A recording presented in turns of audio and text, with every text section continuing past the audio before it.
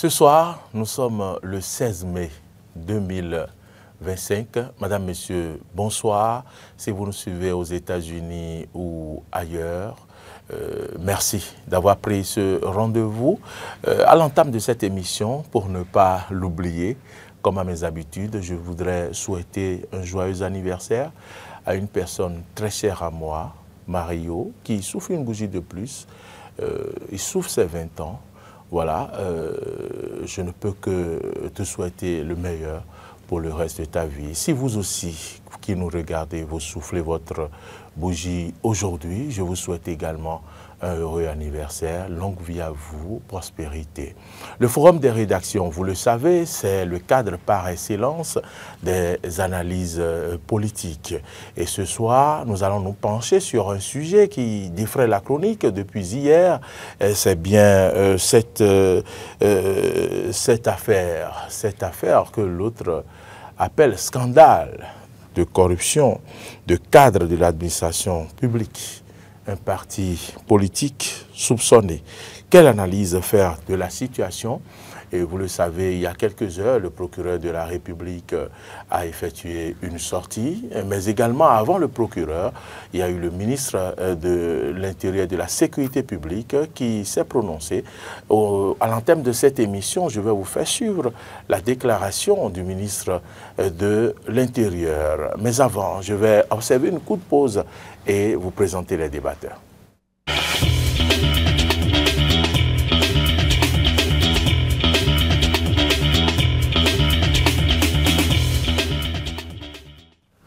À ma droite, Oumar Adéanjou est au rendez-vous. Bonsoir, Oumar. Bonsoir, Maury. Bonsoir, chers téléspectateurs. J'ai une petite question pour vous de la part d'un téléspectateur qui m'a demandé, mais votre ami Maury, toujours joyeux, sur votre plateau, vous riez tout le temps. Il m'a demandé, est-ce qu'il se faille souvent même celui-là? Donc j'ai dit, bon, arrivé là-bas, je vais lui demander. Oui, je dis, je vais lui demander, il va nous répondre en direct. Non, mais normalement, vous devez lui répondre parce que vous êtes la personne la mieux placée pour savoir si je me fâche ou pas. Oui, il se fâche. Il se fâche. Et quand je me fâche, on ne me contient plus. Oui, en réalité, je lui ai dit, il se fâche, c'est un gros nerveux aussi, mais bon, en réalité, il sourit tout le temps aussi. Ah ouais, c'est vrai. Vous avez raison. Je suis doux comme un bébé, donc voilà. Mais il s'énerve aussi. Hein? Un peu, parce que vous savez, il faut faire attention avec l'hypertension artérielle. Il faut faire très attention. Et aussi le sourire, ça rajeunit, ça irrigue les nerfs du visage. Ça fait baisser le stress. Merci, ça fait baisser le stress. C'est pourquoi Hector, lui, il a toujours en coin, son sourire est toujours là. Il ne rit pas aux éclats, mais il est toujours là. Ça a une raison. Puisque vous me dévancez qu'il est sur le plateau, alors je vais vers lui. Bonsoir, Hugues Hector Zogo. Bonsoir, Maury. Bonsoir Oumar, bonsoir également aux téléspectateurs et c'est un plaisir renouvelé de me retrouver sur ce plateau. Le plaisir est partagé, merci aussi de nous honorer en répondant toujours à notre invitation. C'est le groupe de presse qui vous remercie, c'est également les auditeurs de la radio, les téléspectateurs de la télévision qui vous remercient. Le décor est à planter, mesdames, messieurs. Suivons maintenant cette déclaration du ministre de l'Intérieur et de la Sécurité publique avant de revenir pour les analyses.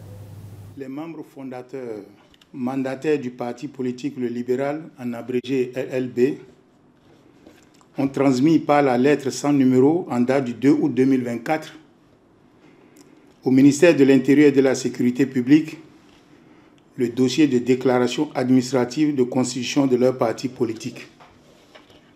Ce dossier a été enregistré au secrétariat administratif du ministère sous le numéro 5544 en date du 2 août 2024. Conformément aux dispositions de la loi numéro 2018-23 du 17 septembre 2018 portant charte des partis politiques en République du Bénin, tel que modifié et complété par la loi numéro 2019-41 du 15 novembre 2019, ce dossier a été étudié. Au terme de l'étude du dit dossier, il a été notifié à nouveau le 19 février 2025 aux responsables du parti politique Le Libéral un récapitulatif des insuffisances relevées sur une page et annexé à la lettre numéro 215 en date du même jour. Enfin, par la lettre numéro 009 du 14 avril 2025, enregistrée à la même date au secrétariat administratif du ministère sous le numéro 2104, les membres fondateurs mandataires du parti politique Le Libéral ont transmis la version corrigée de la déclaration administrative de constitution de leur parti politique à l'issue de l'Assemblée générale constitutive tenue à Abomey-Calavi le samedi 5 avril 2025.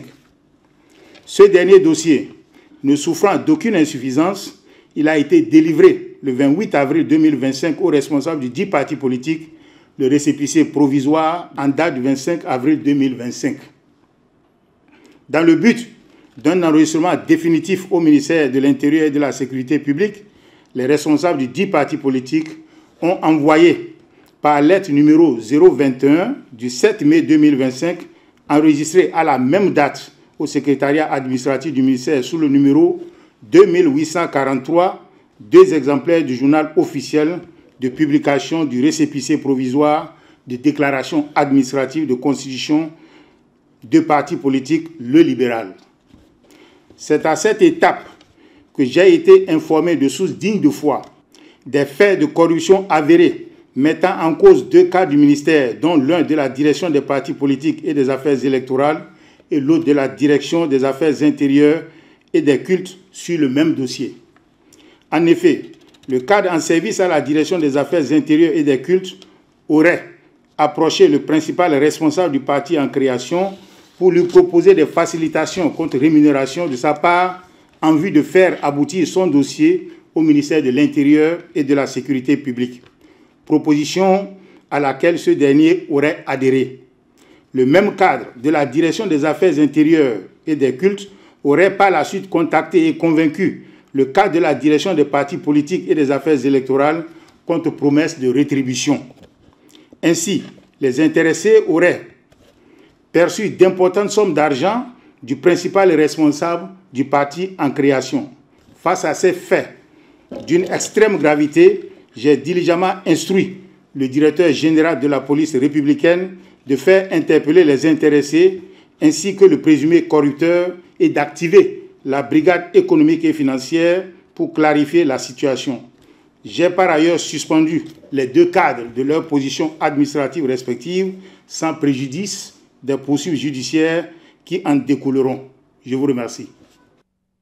Retour sur ce plateau, j'espère que vous avez suivi cette déclaration du ministre de l'Intérieur et de la Sécurité publique des faits avérés en matière de corruption. Hugues Hector Zougou, Oumar Léandjour, nous allons aller dans le vif du sujet. Lorsque vous voudrez créer un parti politique, et on sait que quand même à plusieurs reprises sur des questions liées à votre pays, vous avez donné votre position, vous avez fait des critiques, mais également vous avez fait des propositions, et que vous en arrivez là, n'est-ce pas une erreur que de poser ces genres d'actes? Avant tout propos, j'aimerais dire que comme l'affaire est pendante devant la justice, il serait très bien pour nous de ne pas trop aller directement sur cette affaire. Mais on doit pouvoir en faire une analyse. L'analyse que je vais en faire, c'est sur 2 plans. Je ne vous arrête pas parce que le ministre de l'Intérieur se permet de dire des faits de corruption avérés. Oui, ça c'est le ministre de sources, c'est-à-dire les sources qu'il a eues lui sont plutôt fiables. Il est confiant que ça, c'est plutôt avéré. Maintenant, on laisse quand même la justice de notre pays finir donc son travail, situer complètement les responsabilités. Mais déjà, quand on en arrive à ce niveau, sachez que c'est quelque chose d'extrêmement grave quand même. Mais cependant, laissons la justice poursuivre son cours. Et comme l'a dit donc le procureur, on va aller jusqu'au bout et on va pouvoir tirer donc les conclusions qu'il faut. Donc dans un premier temps, je disais que pour moi, je trouve tout cela un peu déplorable. Je vais dire dommage même parce que on ne devait pas en arriver là encore. Avec l'élan qui est donné aujourd'hui dans le pays, on a un régime qui désormais est très regardant sur les tests. Moi, j'ai été le premier à le dire sur ce plateau-là. Je le dis et je le répète. Soyons à cheval sur tous les tests qui régissent la République. C'est important. Parce que le régime a donné le ton. On ne veut plus de désordre. Qu'est-ce que vous appelez désordre? Et donc, c'est dommage. Le désordre, c'est-à-dire la corruption, les mauvaises pratiques, la gabégie, toutes ces choses-là qu'on observait dans l'administration, les mauvais comportements, toutes ces choses-là, on n'en veut plus. On veut que les règlements intérieurs de chaque structure soient respectés, on veut que les thèses de la République soient respectées, ainsi de suite, ainsi de suite. Donc, il faut respecter les tests dans le pays. Et ça, c'est le premier élément que je voudrais relever, c'est-à-dire que dommage parce qu'on fait les efforts, mais malheureusement, on n'arrive pas à respecter. Parce que la corruption, on lutte contre la corruption il y a très longtemps. Avant même le président Talon, lui, il a pris un point bien précis, en marchant avec des tests, des réformes bien précises, en mettant tout le monde au pas. Mais malheureusement, voilà où nous en sommes. Ce matin, sur le plateau, par exemple, de Matin Eden, j'ai rappelé le cas de l'Amazone Anne Adjaïsika. Moi, j'aime l'appeler comme ça. Depuis toujours, je l'ai toujours appelé pour sa rigueur, pour sa détermination, la force avec laquelle elle venait dénoncer les choses à la télé. Cette dame-là, elle en a fait beaucoup. Mais voilà où nous en sommes aujourd'hui. Le président Bouniaï, écœuré par tout ceci, il a même marché contre la corruption dans ce pays-là. Parce que c'est une gangrène. Il avait porté une chemise blanche à l'époque. Voilà. Donc, il a marché contre la corruption. Tout ça pour exprimer que c'est un frein à notre développement. C'est ça qui cause aussi la mauvaise gouvernance. C'est-à-dire, c'est comme quand on dit le petit adage qui dit qui vole un œuf volera un bœuf. C'est comme ça que ça commence. Et après, c'est le détournement de deniers publics. Et petit à petit, on va un peu plus loin. Et quand ces bien de personnes arrivent au sommet de l'État, qu'est-ce qui va se passer? C'est que c'est toute la gouvernance qui sera complètement biaisée. Et les populations qui vont souffrir parce que même les infrastructures de base, le service public de base, les populations ne l'auront pas. On n'a pas eu le temps de le construire. Voilà les conséquences d'une telle chose. Et c'est là où on doit saluer un tout petit peu les réformes parce que ça permet aujourd'hui au moins d'atténuer la chose. Parce qu'on ne peut pas dire que c'est fini. Parce que si c'était fini, on n'allait pas entendre parler de ceci. Donc, d'atténuer les choses et de voir que, dans le pays, tout marche plus ou moins bien. Il faut dire la vérité. Les réformes de l'administration, c'est pas, on n'a pas besoin comment on appelle, de nous dire, ça se voit, on voit qu'il y a des choses qui changent. La dématérialisation des services publics, on le voit. L'orthodoxie financière du Bénin que toutes les grandes agences de notation saluent. Ça vient d'où? Ça vient de tous ces petits efforts que chacun fait en respectant simplement les tests. Voilà. Et maintenant, je disais aussi que cet événement-là est révélateur d'une chose que j'ai toujours dénoncée ici. Je l'ai dénoncé, c'est bien avant 2016. Moi, je dénonce ce fait. Et ce qui est intéressant, c'est qu'avant 2016, les journalistes étaient unanimes à le dénoncer ensemble. Mais après 2016, je vais dire même peut-être après 2019, tout le monde ne veut plus voir cela. Parce qu'on ne se souvient plus véritablement de ce qui se passait dans le pays. On se souvient de ces politiques-là qui disaient l'argent à circuler. Dans ce pays-là, c'est sorti, l'argent à circuler, c'est quoi ça? C'est quoi ça? Les mauvaises pratiques dans l'arène politique. La politique sans éthique, sans vertu, sans morale. C'est malheureux. Et sur ces petites corruptions qu'on permet là, c'est ça qui permet d'arriver là. Parce qu'on était tous habitués à ça. C'est dans l'ADN du Béninois. C'est vrai qu'on va dire que c'est très humain, c'est un peu partout dans les pays africains. Mais ça ne donne pas une bonne image de nous. En réalité, lorsqu'on va aller sur le plan extérieur, sur le théâtre extérieur par exemple, pour aller donc à la recherche par exemple des financements, c'est compliqué. Quand vous venez avec cette image-là, les gens ont peur de vous confier leur argent. Même quand vous dites que c'est non, c'est pour nos populations, c'est pour Christ, on sait comment vous allez les détourner après pour en faire ce que vous voulez. Et ça, c'est tous les Béninois qui en sont champions. Quand un Béninois, c'est-à-dire qu'aujourd'hui, ça a complètement baissé, ça a presque disparu, il faut dire la vérité. Quand un Béninois, avant de rentrer dans une administration, il démontrait, c'était une démonstration de force. Il fallait démontrer que tous ceux qui sont assis là, toi, tu connais là-bas. Il avait tendance à aller directement vers le bureau, alors qu'il y a un rang. Alors viens, c'est comment? Et il rentre, un 2000, bon, il faut me faire mon truc, 2000. Et à chaque fois, c'est toujours comme ça. Et à chaque fois, c'est toujours comme ça. La corruption. Et donc, ces petites pratiques-là, ces mauvaises pratiques qui gangrènent la société, qui gangrènent donc notre, comment on appelle, notre comportement. Il faut le dire. Ça gangrène ce que nous devons être. toutes les vertus que nous devons avoir, ce sont ces petites pratiques-là qui, petit à petit, s'accumulent. On ne voit plus la dangerosité de ces choses-là, on ne voit plus leur mauvais côté et on continue de les pratiquer. Hein? À un moment, il faut y mettre fin. Et je pense que c'est là où je salue un peu ces réformes-là dans l'administration, que ce soit la dématérialisation, que ce soit le fait que beaucoup de personnes dans l'administration n'ont plus accès direct comme ça aux sous, mais il y a d'autres personnes qui devraient... C'est-à-dire, le contrôle est plutôt sérieux désormais. Il y a beaucoup plus de sérieux dans la gestion des deniers publics désormais dans le pays. Mais malheureusement, quand de tels cas arrivent, c'est un peu déplorable. Ça émousse les ardeurs. Même notre propre mental en tant que citoyen, ça agit.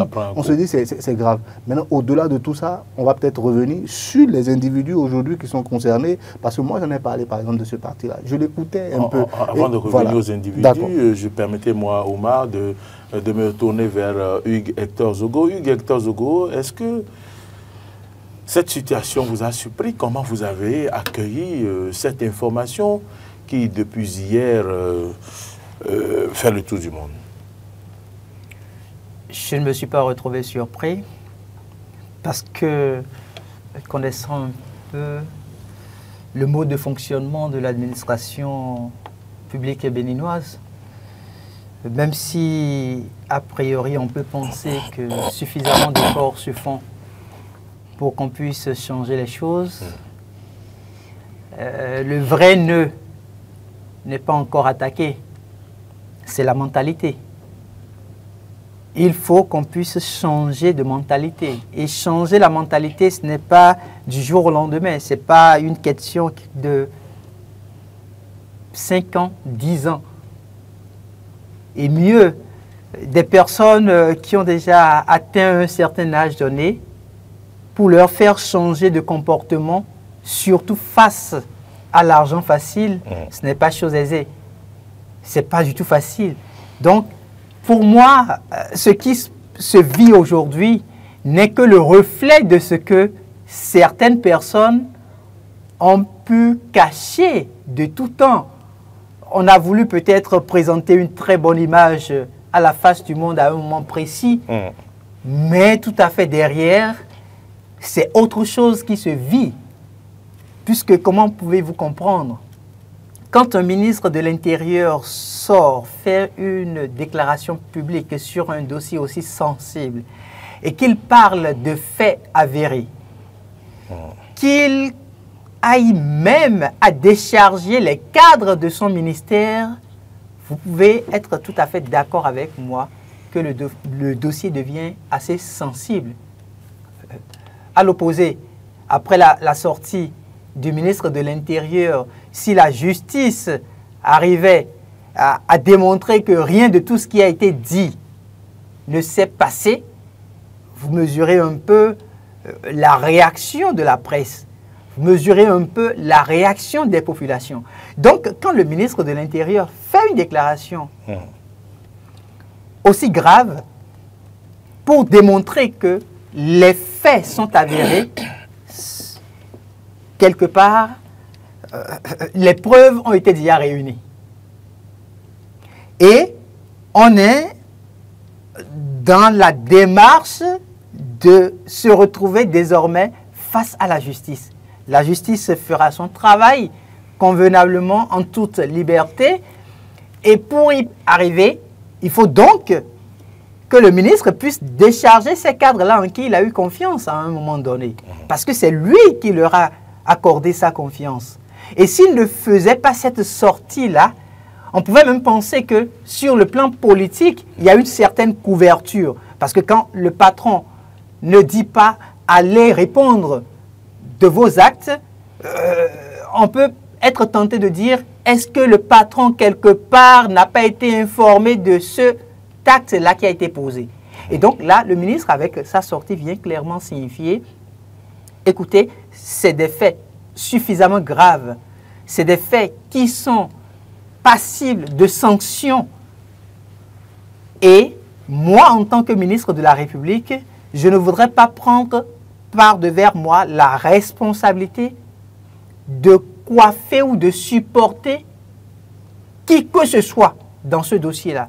quand ils vont se retrouver devant la justice, ils vont pouvoir dire exactement ce qui s'est passé.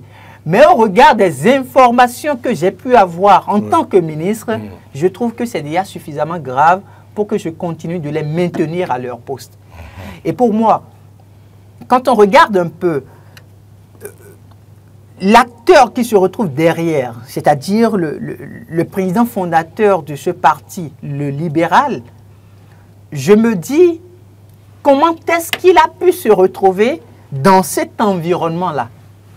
Parce que c'est quelqu'un qui, de tout temps, s'est autorisé, s'est donné le plaisir de tenir un langage de critique vis-à-vis du pouvoir en place. C'est quelqu'un qui, de tout temps, au cours de ses sorties, n'a pas manqué de relever les insuffisances du mode de gouvernance de Patrice Talon et de son gouvernement. Alors, quand vous faites tout ça et que vous aspirez à avoir le pouvoir d'État, à conquérir le pouvoir d'État ou à arracher, je préfère même le verbe arracher, parce que là, le pouvoir d'État n'est pas encore dans les mains du parti, le libéral. Mais quand vous avez un parti politique, ce qui se cache derrière, c'est de pouvoir arracher le pouvoir d'État. Donc, quand vous critiquez quelqu'un qui est au pouvoir et vous voulez lui arracher le pouvoir, qu'est-ce que vous faites? Vous respectez simplement les textes et lois de la République. Vous donnez le bon exemple. Mais quand ils ont déposé leur dossier au niveau du ministère de l'Intérieur, il y a eu des irrégularités, il y a eu des coquilles, il y a eu des erreurs. Sur 65 pages, le travail a été fait. Et le ministère de l'Intérieur les a saisis officiellement pour leur dire ce qu'ils devraient faire. Pour qu'à la fin, on puisse dire, maintenant, votre dossier est prêt, vous pouvez obtenir votre récépissé et par conséquent, travailler en tant que parti politique, animer la vie politique dans le pays. En un premier temps, les 65 pages ont été corrigées. Un retour a été fait au ministère de l'Intérieur. Oui. Les cadres du ministère ont relevé encore sur une dizaine de pages des irrégularités. Des erreurs encore, d'accord. Et le ministère a saisi encore officiellement le parti. Oui. Une troisième fois, suite aux déclarations du ministre de l'Intérieur, il y a eu une troisième étape. Et la troisième étape, c'est juste une seule page. Qu'est-ce que je voulais dire en revenant sur ce fait? Pour signifier que, en réalité, le ministère de l'Intérieur ne s'est pas retrouvé dans une démarche de blocage du dossier de ce parti-là. Bien que le père fondateur de ce parti se soit retrouvé tout le temps à critiquer le pouvoir en place, ce n'est pas pour autant qu'une fois que son dossier s'est retrouvé au ministère de l'Intérieur, on a trouvé peut-être des failles pour l'empêcher d'avoir son récépissé. Mais il semblerait que le parti était dans une démarche parfois moralisatrice. Oui, effectivement, de la vie publique. Quand on moi, je ne voudrais pas me permettre de parler de regard moralisateur. Parce qu'à un moment donné, vous auriez dû constater que le parti a pu changer un peu de dynamique. Bien sûr. Bien sûr. La preuve, je ne sais pas s'il s'agit d'un parti de la mouvance ou de l'opposition, mais nous avons vu qu'ils étaient en audience chez l'une des présidentes de parti de la mouvance. C'est vrai. Ils ont tenu une rencontre avec le parti Renaissance Nationale et leur démarche, c'était quand même de signifier qu'ils veulent animer la vie politique oui. Et par conséquent, la tradition africaine veut que quand vous venez quelque part, vous puissiez aller vers vos devanciers et annoncer que vous-même, vous voulez faire comme eux. Une démarche certainement qui va continuer vers les autres partis. Vers les autres partis, bien évidemment. Donc ce n'est pas parce qu'on a vu ce parti vers une partie de la mouvance qu'il s'agit d'un parti de la mouvance. Non, du tout. Du tout. Et même là, on ne peut pas se permettre de dire aujourd'hui que c'est un parti de l'opposition. ils sont restés de tout temps à faire des critiques, mais au même moment, la posture a changé et ils ont commencé par faire des propositions. D'accord. Donc, vous ne les voyez plus dans des sorties où le ton est si virulent, si agaçant, au point où vous vous dites, bon, qu'est-ce qu'ils proposent? Ils ont commencé par faire des propositions. Et ça, moi, je trouve que c'était très bien. Mais là où j'ai été embêté, quand je suis la déclaration du ministre de l'Intérieur, le ministre dit, la troisième étape, il y a eu juste une seule page sur laquelle il y avait des erreurs à corriger. On leur a fait le retour jusqu'à ce qu'ils aient obtenu leur récépissé provisoire. Donc, là où on se retrouve, il ne restait que le récépissé définitif. Qu'est-ce qui vous bloque? Pourquoi vous ne pouvez pas prendre le temps nécessaire pour que le ministère de l'Intérieur, qui a fait le travail avec vous depuis août 2024, qui vous a accompagné depuis août 2024, sans obtenir le récépissé, ils travaillaient quand même sur le terrain. Et si les cadres leur font des propositions, qu'ils peuvent... oui, c'est là où on va attendre la justice. On ne sait pas qui a proposé l'argent à qui pour le moment. Attendons de voir. Peu importe, hein, peu importe, quand il y a... non, ça, la loi sur la corruption est assez sévère. Celui qui corrompt et celui qui a été corrompu, sont fautifs. Les deux sont punis devant la loi. C'est là où les gens ne font pas du tout attention. Si vous allez vers quelqu'un et vous voulez le corrompre, lui, il doit pouvoir se dire, attention, je n'en ai pas besoin. Je suis payé par l'État béninois pour vous offrir ce service-là. Donc, il fait convenablement son travail. Maintenant, si c'est lui qui vient vers vous et qui vous fait des propositions, à vous de dire, en tant que leader politique, non, je n'ai pas besoin de vous donner de l'argent avant que vous ne puissiez finir de travailler sur le dossier et que je puisse obtenir l'autorisation définitive. La preuve, sur plusieurs mois déjà, le ministère vous a accompagné. Qu'est-ce qui presse pour autant? C'est juste moi la question que je me pose aujourd'hui.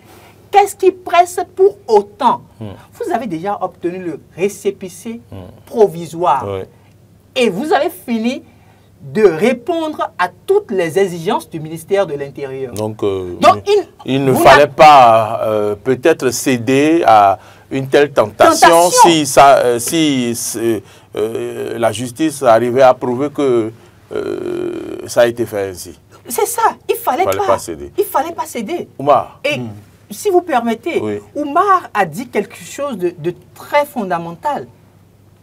Il a parlé des vieux démons.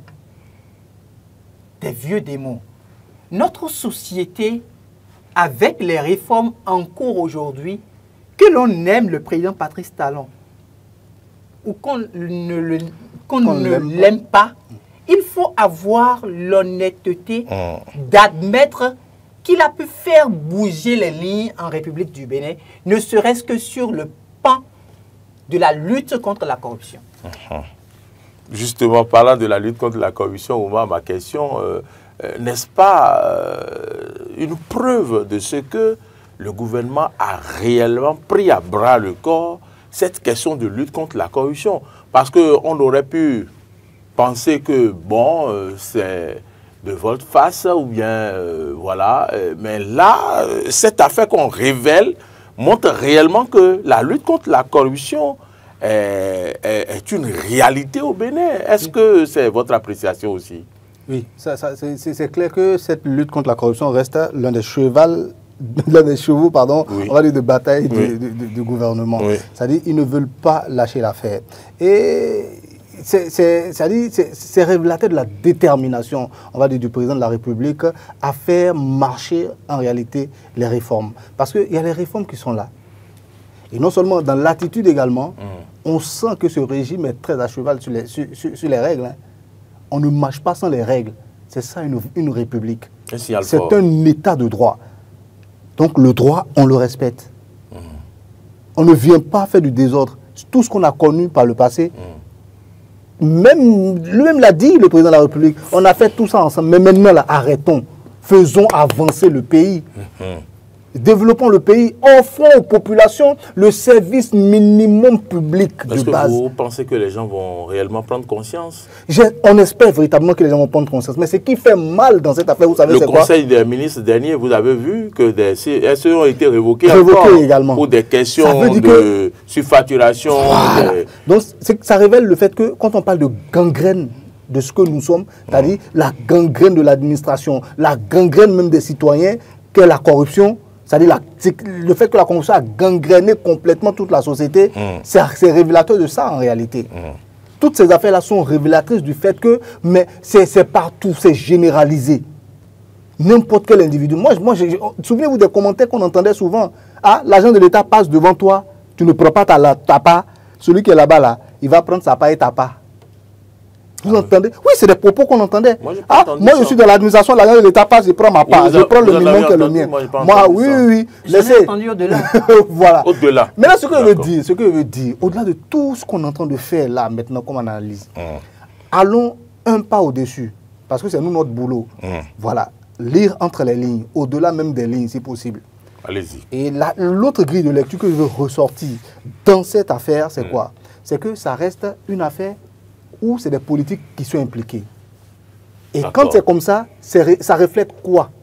C'est comme si le gouvernement voulait s'acharner contre toute voix dissonante sur le plan politique. D'accord. Ça, c'est les gens vont tout de suite l'interpréter. Les récupérateurs politiques sont là. Ils vont l'interpréter. C'est leur rôle à eux. Ils sont des hommes politiques. Moi, en tant que journaliste, ce n'est pas mon rôle. Mais ils sont là, ils vont le faire. Ils vont le faire. Ils peuvent même aller jusqu'à dire que c'est un montage. Oui, déjà même leurs sbires, comment on appelle, leurs clébés, comme on dit, seront déjà dans les populations, déjà dans les oh, laissez tomber, c'est leur truc. Donc, ils vont politiser ça. Ils vont plus s'arrêter au fait que le ministre a révélé. Ils vont plus s'arrêter au fait de corruption. Ils vont commencer que le procureur a révélé. Voilà, à faire toutes sortes de lectures, des lectures complotistes. Ça va piluler bientôt sur la toile. Et c'est ça, moi, l'image que ça reflète, que ça donne du Bénin qui me fait mal. On ne veut plus reconnaître à partir de cet instant que c'est quelque chose qui est vraiment généralisé chez nous. C'est partout. Il n'y a pas ce Béninois, oui, il n'y a pas ce Béninois en âge d'aller faire un acte d'état civil qui n'a pas encore déjà mis une petite brique sur sa, comment on appelle son papier pour que ça ne s'envole pas. Tous les Béninois sont spécialistes de ça. Non, on sait comment ça se passe. Est-ce que... Oui, bon, quand je dis tous les Béninois, c'est une manière de parler, c'est pour dire que c'est quelque chose d'assez généralisé chez nous. Beaucoup de personnes sont dans ce cas-là. Peut-être qu'Hector, lui, n'est pas comme ça, parce que c'est pas pour rien qu'il a initié le bon citoyen. Moi aussi, je suis d'accord avec vous, vous ne pouvez pas généraliser. Peut-être que Maurice aussi n'est pas dedans. Mais non, pas nous. D'autres nous suivent et ils ne sont pas comme ça. Mais je reviens à vous, je voudrais... La deuxième chose que je voulais dire très rapidement, c'est que on dit les réformes sont difficiles, contraignantes. C'est normal. C'est compliqué de se déshabituer lorsqu'on a déjà des pratiques avant. C'est compliqué d'abandonner les mauvaises pratiques. Je suis complètement d'accord avec vous.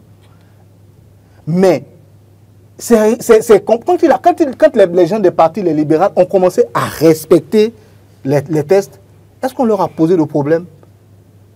Il a rappelé les faits que le ministre a rappelé tout à l'heure aussi.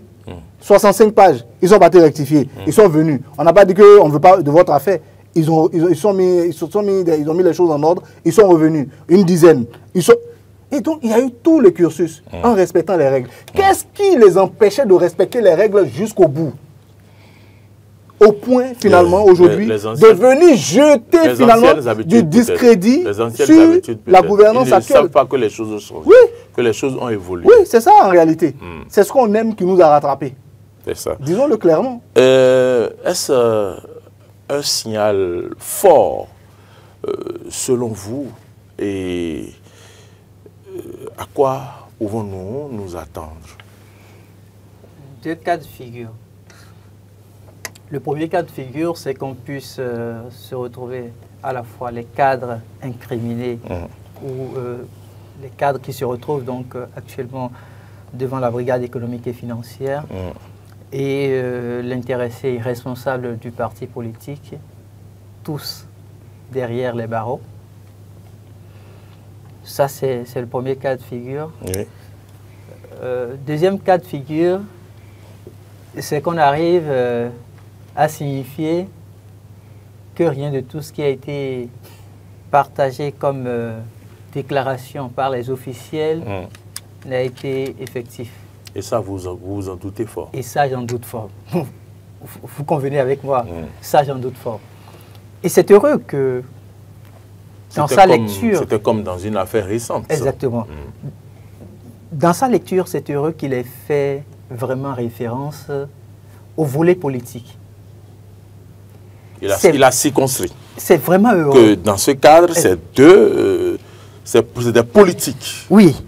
Et nous avons le sentiment que les politiques, malheureusement, pour la masse, ne se retrouvent pas au même niveau d'égalité que le citoyen ordinaire et qu'ils ne doivent pas, dès qu'ils commettent des erreurs, qu'ils ne doivent pas être soumis à la même rigueur de la loi que le citoyen lambda. C'est vrai, la récupération politique. C'est les populations qui passent ainsi, sinon que de façon concrète, ce n'est pas le cas.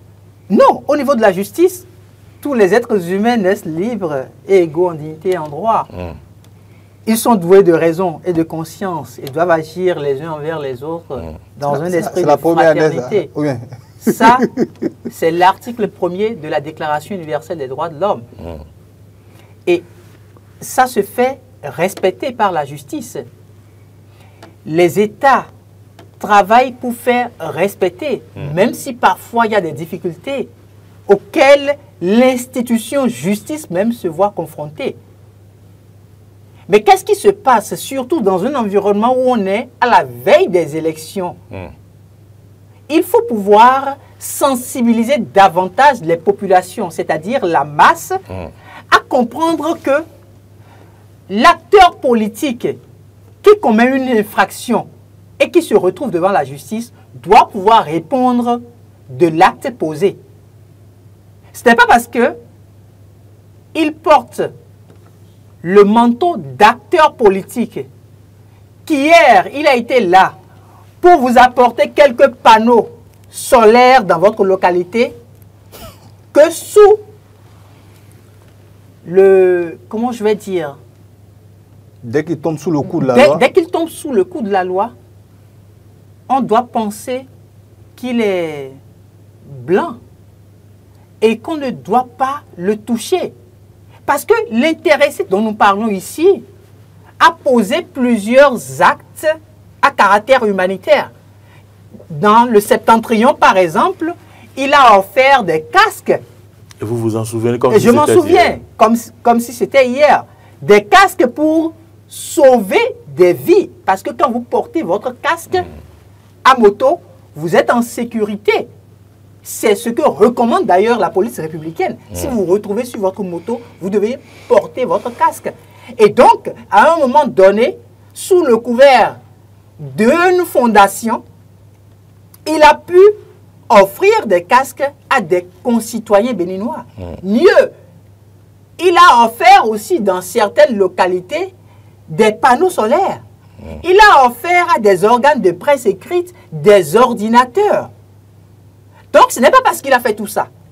Hier et aujourd'hui, il se retrouve dans un dossier qui doit être présenté à la justice du pays qu'on va penser que c'est un coup politique.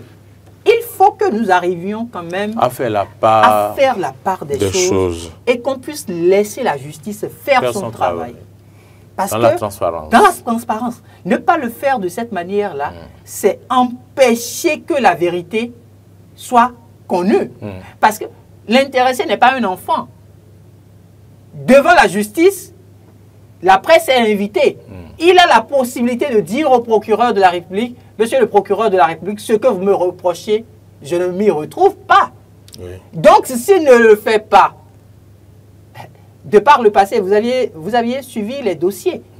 Vous avez vu comment ça s'est passé. Les gens ont toujours fait très tôt de dire c'est un dossier politique. C'est un montage politique. C'est un montage politique.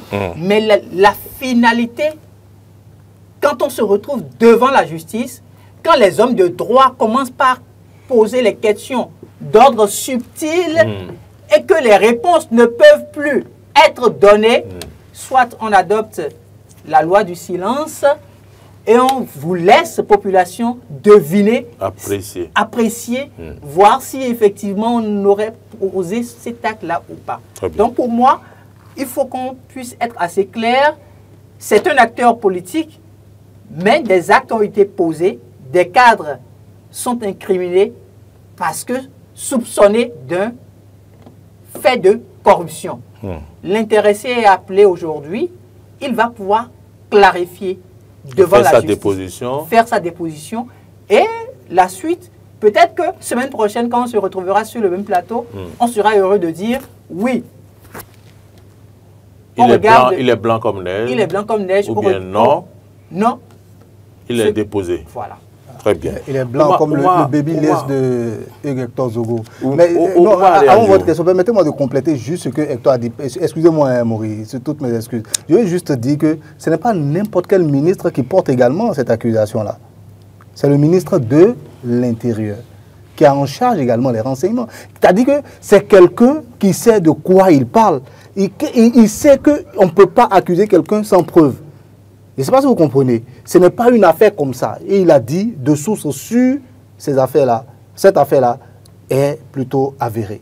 Excusez-moi, vous pouvez donc... Oui, ma question est que si l'on devrait confier aux écrivains, comme Hugues Hector Zogo, d'écrire un livre sur, de 2016 à maintenant, je pense que ce livre risque de faire 500 pages, puisqu'il n'y a pas longtemps, nous avons vu des jeunes susciter une candidature avec un parti qu'on a appelé OB26, mais après... Un mouvement. Un mouvement.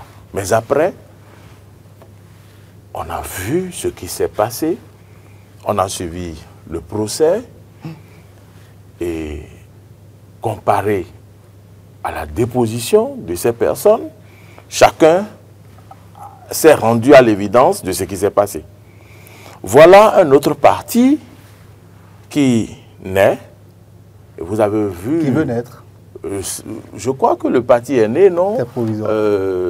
Provisoire, mais ils ont fait une sortie. Oui. Ils ont fait une sortie, on peut...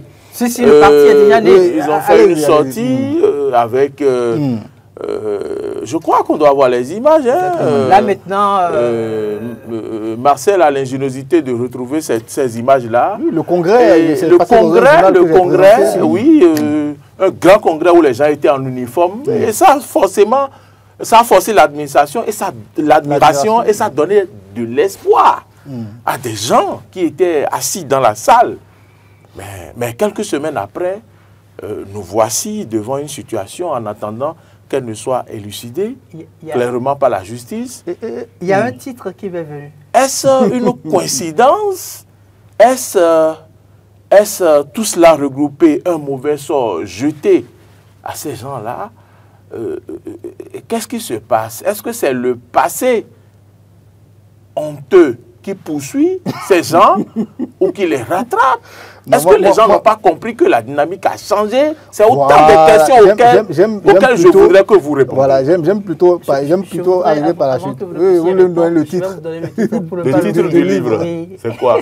Le Dauphinat au cœur du scandale. Ah bon? Bon, d'accord. Poursuivons d'abord le débat. Poursuivons d'abord notre débat. Ce que moi je veux dire, comment on appelle, je suis complètement d'accord avec votre chute. Est-ce qu'ils n'ont pas compris que la dynamique a changé? C'est ça la vraie question. C'est ça la vraie question aujourd'hui à tous nos hommes politiques, à tous ceux qui veulent aller dans l'arène politique. Parce qu'ils étaient tous ensemble. Le monsieur a déclaré à plusieurs reprises, maintenant le pays va avancer. Et il est déterminé. Il a dit en Europe, il a dit en Afrique, il a dit même sur le territoire béninois. Le pays maintenant, ça va avancer. Il ne faut pas qu'on s'attende à ce que lui fasse de la démocratie comme on fait de la démocratie en France et toutes ces choses-là. Donc, à partir de cet instant, tout le monde doit pouvoir savoir que, maintenant, il y a une nouvelle donne dans le pays. On marche selon les règles. Celui qui ne marche pas selon les règles, la loi va le rattraper. Mais malheureusement, comme je l'ai dit à l'entame de mon propos, j'ai dit que cela est complètement entré dans notre ADN, les mauvaises pratiques. Et on pense que c'est normal. Oui, c'est vrai que vous n'êtes pas dedans et vous me l'avez dit. Vous ne faites pas de corruption. Oui, il n'y a pas de problème. On n'a pas dit ça. Hein. Ah, c'est vous qui nous prêtez des intentions. Et toi, dit on n'a pas dit ça. Il ne sert à rien. Il ne sert à rien de le dire dans la bouche. Toujours, il faut le prouver. Il faut poser des actes pour le prouver. Donc moi, je préfère qu'on me voie à l'œuvre que de venir crier que je suis blanc ici. Voilà, ce que je veux dire, c'est que c'est généralisé. Et tout le monde le sait. C'est comme ça chez nous. Dès que tu veux faire quelque chose, tu es tenté de corrompre la personne qui est là. Un policier t'arrête, il ne t'a rien demandé. Tout de suite là, le chauffeur de taxi, c'est un 500. Et aujourd'hui, il n'y a plus toutes ces choses. En tout cas, moi, je n'en vois plus. Peut-être qu'il continue de le faire. C'est possible. Hein. Mais ce n'est plus aussi flagrant qu'avant. Les contrôles de police, n'importe comment, toutes ces choses-là, ça a été stoppé. Et ça, c'est de la volonté politique. C'est la volonté politique qui permet d'arriver là. Et cette volonté politique, moi, je pense qu'à un moment, il faut le saluer parce qu'on a tous dénoncé ça. On a tous dénoncé ces mauvaises pratiques-là. Et à plus forte raison, lorsqu'on est dans l'arène politique, la confiance aujourd'hui des populations pour les politiques.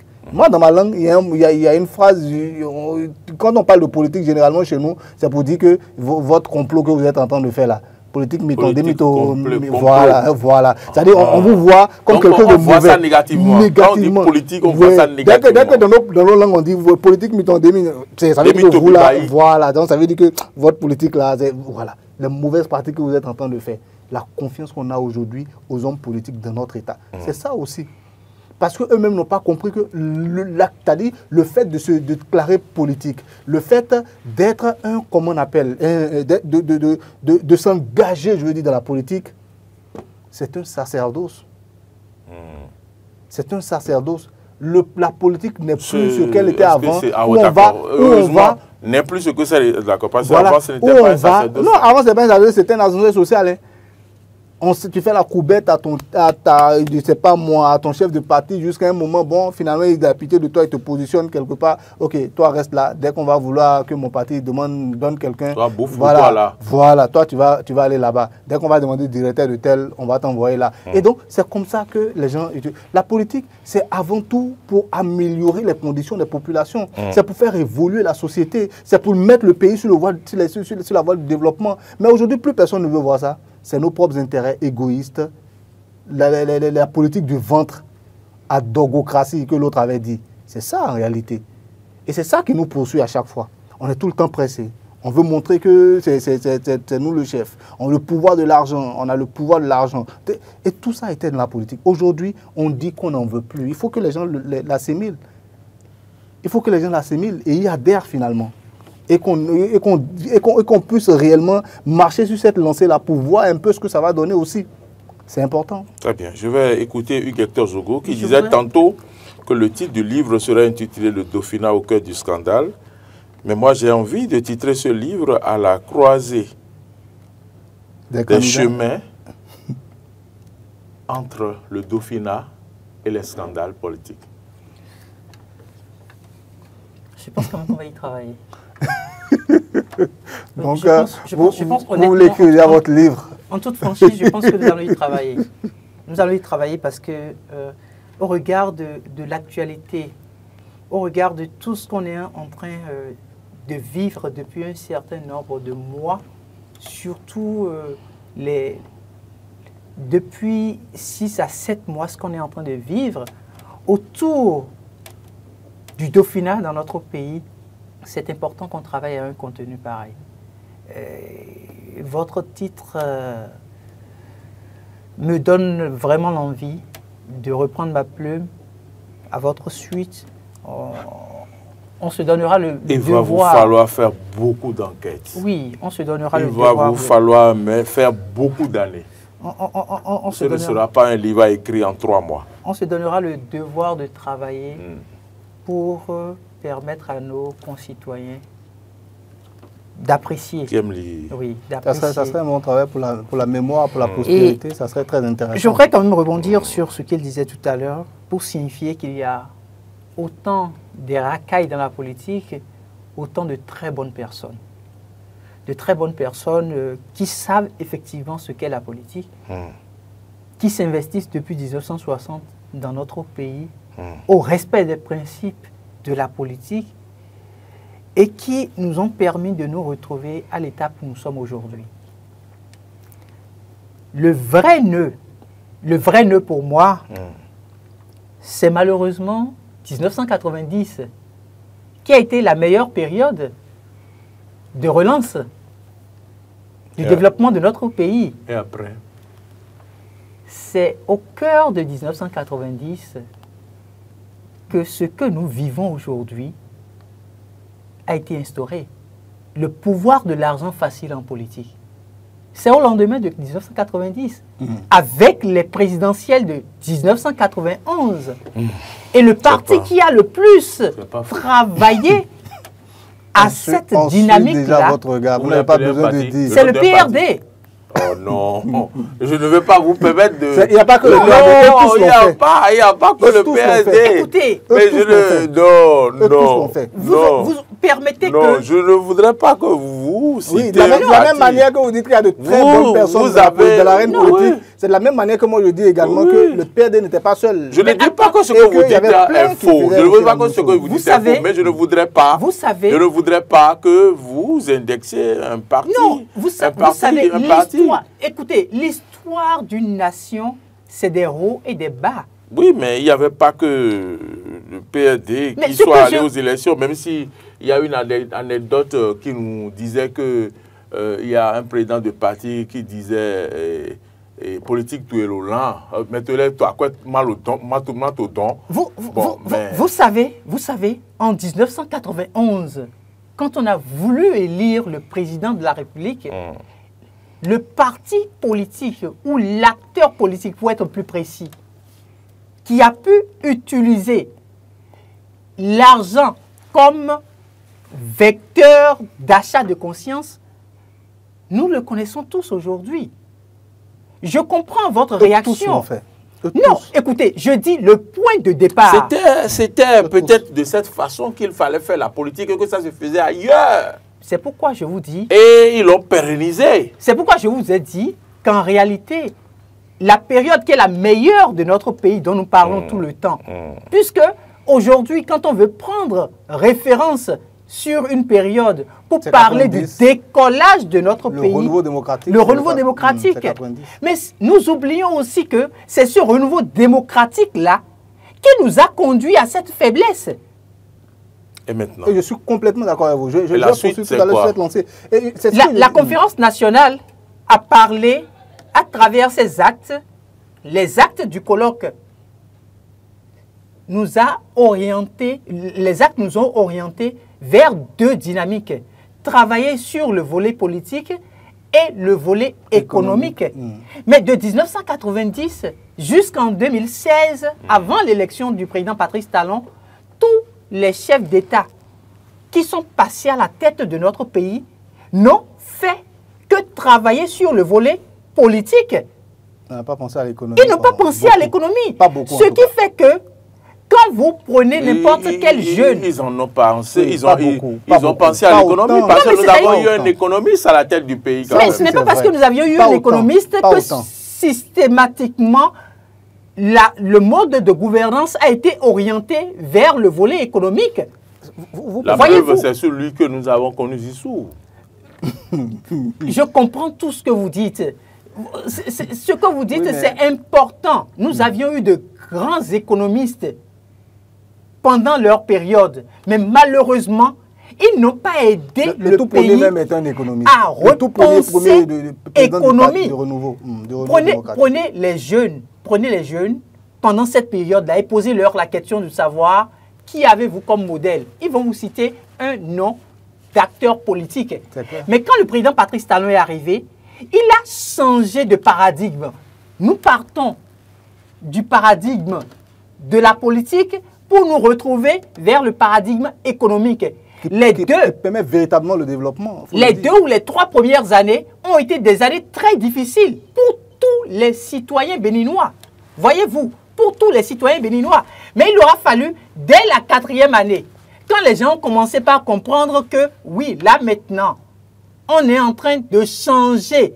Le monsieur, il était au départ avec des maquettes, mais ces maquettes sont en train d'être transformées en réalisation. C'est à partir de ce moment-là. Sans pose de première pierre. Sans pose de première pierre, c'est en ce moment-là qu'il y a eu le sursaut. On a commencé par se dire, attention. Donc, ce qu'il disait, on pouvait effectivement le faire. On est en train d'aller vers la fin, ou on est à la fin. Oui. Bon, il faut le dire, on est à la fin, oui. Sans pose de première pierre et sans inauguration, quelquefois, c'est fini, tout le monde passe, il n'y a pas de souci. Mais ce que je veux dire, c'est quoi? C'est que Hector a touché du doigt le problème que j'ai toujours posé dans ce studio, que tout le monde ne comprend pas. J'ai même pris l'exemple de prisonniers qu'on a libérés et qui se sont jetés sur tout en même temps. Ils ont commencé tout à tort et à travers. C'est exactement ce qui nous est arrivé. Après plusieurs années de marxisme-léninisme, on vient, on nous dit, maintenant là, vous êtes libres, faites la démocratie. Et on a commencé à faire de la démocratie. Mais on a pensé que la démocratie, c'est la pagaille, c'est ce qu'on veut, voilà, le pouvoir de l'argent, on parle comme on veut, voilà, on dit ce qu'on pense, comme on veut. Voilà. Et durant tout ce temps, puisque c'était l'objectif, il a dit, c'était l'un des plus grands volets également comment on appelle, de la conférence, il fallait sur le plan politique réussir également, permettre au Bénin de devenir une véritable démocratie. Et donc, tous les présidents qui se succédaient, sur le plan donc, de la politique, essayaient à chaque fois d'arrondir les bords. Il ne faut pas frustrer celui-ci, il faut que tout le monde parle, il faut que si, il faut que si. Et les mauvaises pratiques ont continué. On a commencé à faire de la démocratie de la mauvaise manière. Compromission. C'est ça en réalité. C'est ça aussi. C'est ça. On a commencé à accepter ce qui était même inacceptable finalement. Au point où qu'un homme politique a un problème, notre première intention, c'est quoi? C'est qu'on veut lui faire on veut lui créer des ennuis. C'est pas bon. On a dit qu'on ne veut plus ça. Il faut le laisser parler. Donc, ma conclusion, c'est quoi? Les mauvaises pratiques qu'on a dans la politique, c'est ça qui nous poursuit. C'est la principale analyse qu'on va faire aujourd'hui, ça. C'est ça qui nous conduit là où nous sommes aujourd'hui. Arrêtons ces mauvaises pratiques-là. Faisons de la politique un véritable sacerdoce, un sacrifice pour le peuple, un engagement pour l'amélioration des conditions de vie du peuple, un engagement pour mettre le Bénin sur les rails du développement. Merci Oumar Adéandjou. Oui, Hector Zogo, votre mot de la fin. Je voudrais conclure en disant simplement, sortons de la paix compromission et allons à une paix véritable. Merci à vous. Merci, mesdames, messieurs, de nous avoir suivis. Oui, les analystes ont donc essayé de creuser un peu, oui, les problèmes qui peuvent donc nous amener à ce stade-là et à quoi on pourrait s'attendre dans quelques jours. Merci à vous de nous avoir suivis et merci à tout le monde autour de vous. Corruption de cadre de l'administration publique, un parti politique soupçonné. Quelle analyse faire de la situation? C'était Hector Zogo à ma gauche, analyse politique. Oumar Adéandjou à ma droite, analyse politique. Merci à vous. Bonne suite de nos programmes et surtout bon week-end à toutes et à tous.